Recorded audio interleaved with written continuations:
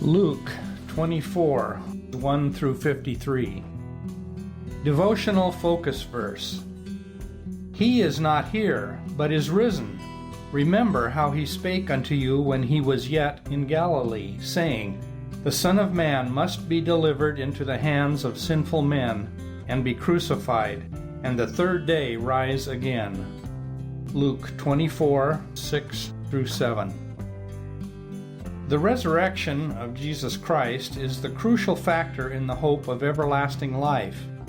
It is what distinguishes Christianity from every other religion.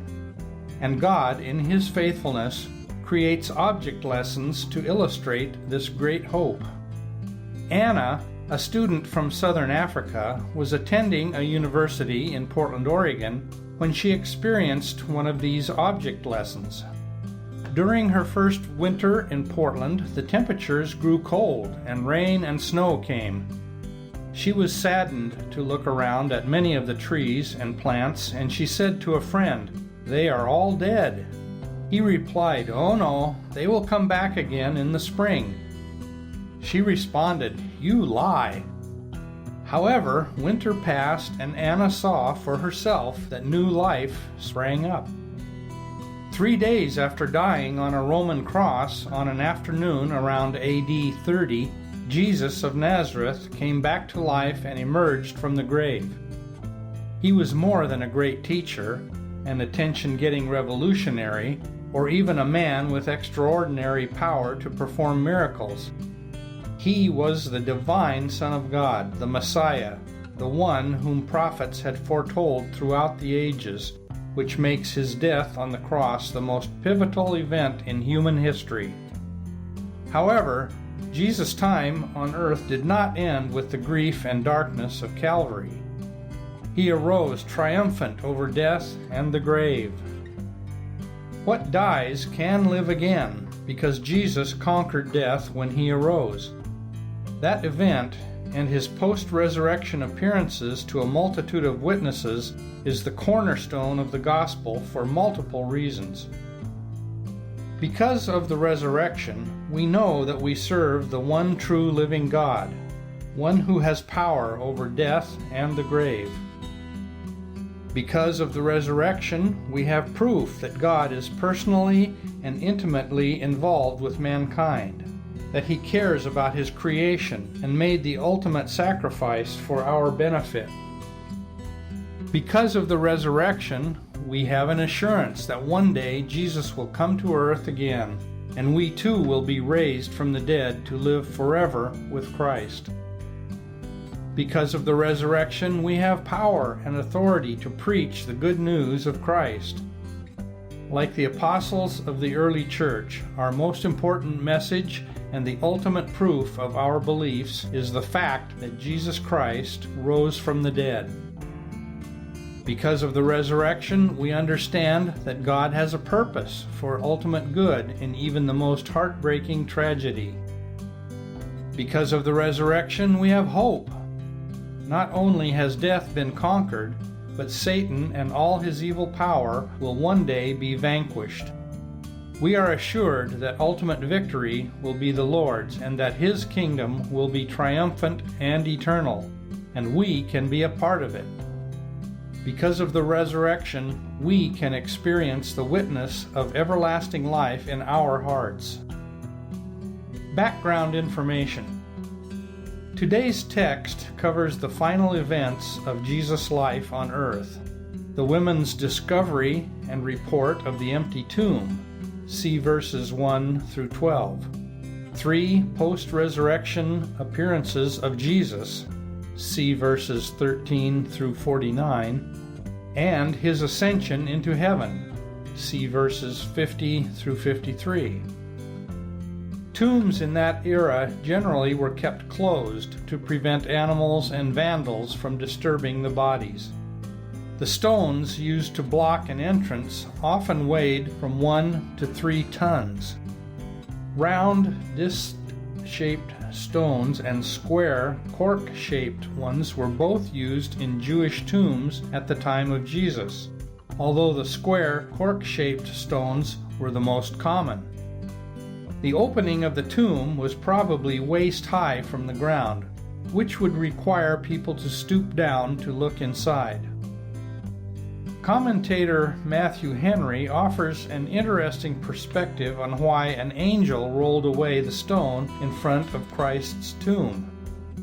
Our Lord Jesus could have rolled back the stone himself by his own power, but he chose to have it done by an angel to signify that having undertaken to make satisfaction for our sin, he did not break out of prison, but had a fair and legal discharge obtained from heaven. He did not break out of prison, but an officer was sent on purpose to roll away the stone and open the prison door, which would never have been done if he had not made a full satisfaction, payment for man's salvation.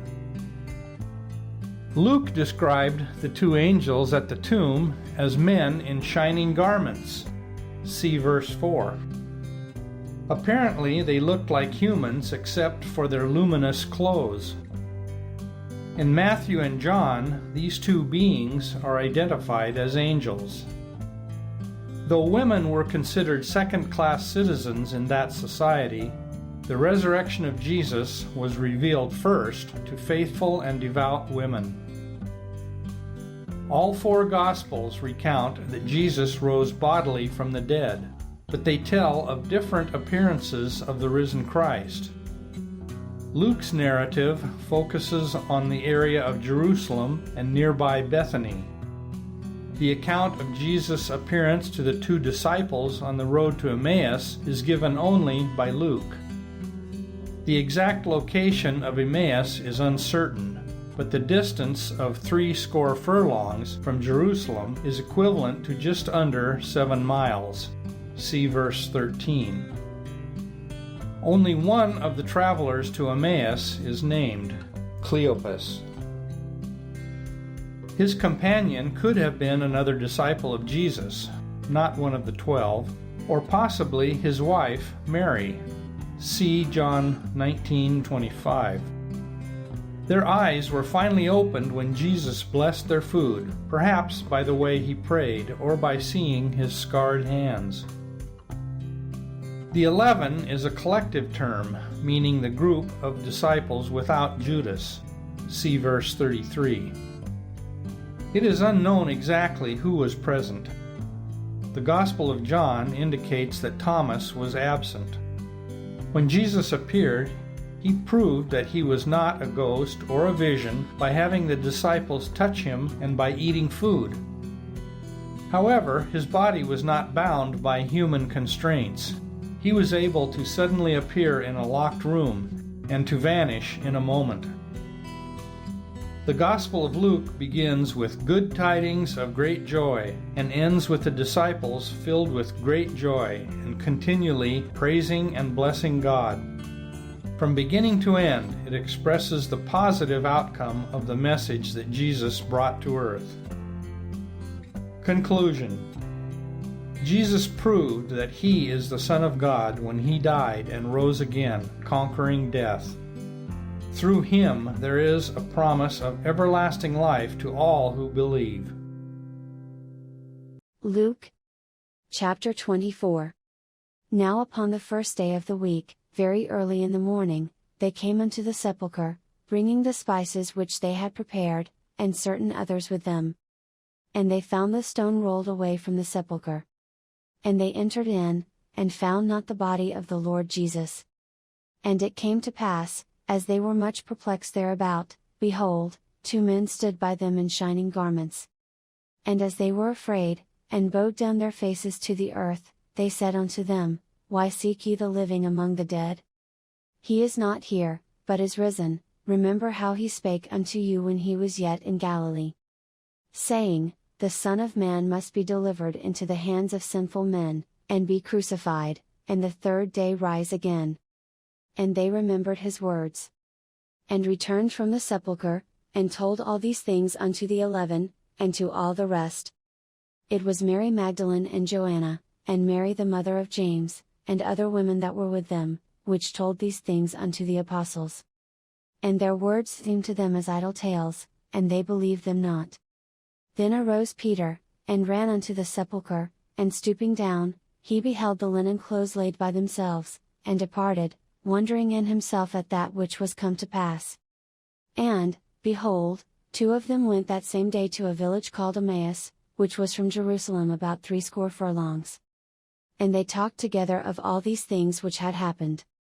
And it came to pass, that, while they communed together and reasoned, Jesus himself drew near, and went with them. But their eyes were holden that they should not know him. And he said unto them, What manner of communications are these that ye have one to another, as ye walk, and are sad? And the one of them, whose name was Cleopas, answering said unto him, Art thou only a stranger in Jerusalem, and hast not known the things which are come to pass there in these days? And he said unto them, What things? And they said unto him, Concerning Jesus of Nazareth, which was a prophet mighty in deed and word before God and all the people. And how the chief priests and our rulers delivered him to be condemned to death, and have crucified him. But we trusted that it had been he which should have redeemed Israel, and beside all this, today is the 3rd day since these things were done.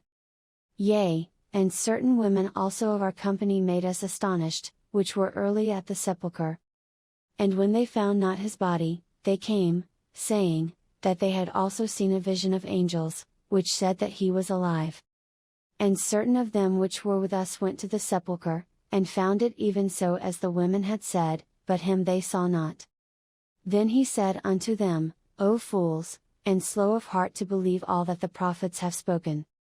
Ought not Christ to have suffered these things, and to enter into his glory? And beginning at Moses and all the prophets, he expounded unto them in all the scriptures the things concerning himself. And they drew nigh unto the village, whither they went, and he made as though he would have gone further. But they constrained him, saying, Abide with us, for it is toward evening, and the day is far spent. And he went in to tarry with them.